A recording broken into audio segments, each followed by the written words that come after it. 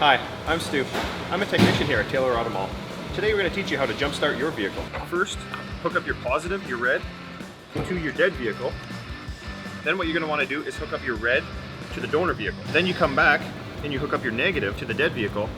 Then you're going to want to hook up the negative to the other vehicle. If the vehicle that you're boosting is really dead and it has almost no power whatsoever, what you're going to want to do is take the donor vehicle and have it running for a bit, give it a little bit of time to run to hopefully charge the battery up. Once your vehicle is running and you're ready to take the booster cables off, what you're going to want to do is take off the negative cable and then go to the other vehicle and take off the negative cable.